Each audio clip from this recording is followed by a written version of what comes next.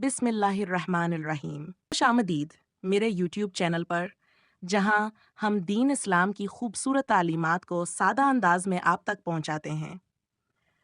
आज हम बात करेंगे ज़वाल हज्जा के पहले 10 दिनों में नाखन और बाल काटने से मुताल्लिक एक अहम हदीस पर। सही मुस्लिम हदीस नंबर तर्जुमा। उम्म सलमा रज़ी अल्लाह अन्हा रवायत करती हैं कि नबी करीम सल्लल्लाहु अलैहि वसल्लम ने फरमाया, जब ज़वाल हज्जा का पहला अशरा शुरू हो जाए और तुम में से कोई कुर्बानी का इरादा रखता हो तो वो अपने बालों और नाखनों को ना काटे। ये हदीस मुबारका हमें एक ख़ास अदब और सुन्नत की तरफ मुतवज्जा करती है।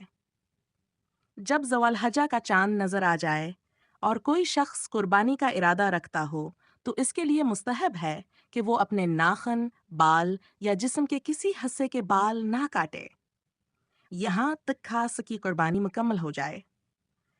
क्यों कहीं अमल कुर्बानी के जानवर से मुशाबहत की अलामत है। जैसे कुर्बानी का जानवर मुकम्मल हालत में अल्लाह के हुजूर पेश किया जाता है, ऐसे ही इंसान भया अपनी कुर्बानी की नीयत से मुकम्मल हालत में अल्लाह के सामने झुकता है, यानी कि इताअत और संत की पैरवी का एक मुज़हर है। उलमा कराम फरमाते हैं कि यह अमल वाजिब नहीं, लेकिन संतावर अदब कादर रखता है।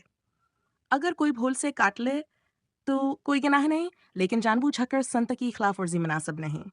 प्यारे भाई और बहनों, ज़ौल हज्जा के यह पहले 10 दिन अल्लाह के नज़दीक सबसे अजीम दिन हैं।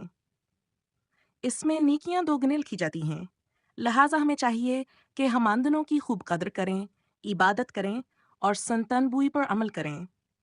अगर आपको वीडियो पसंद आए तो लाइक, सब्सक्राइब और शेयर ज़रूर करें ताकि यह पैगाम ज़्यादा से ज़्यादा लोगों तक पहुँचे। जज़ाकमुल्लाह खैरन। वस्सलाम अलैकुम वरहमतुल्लाह व बरकातहू।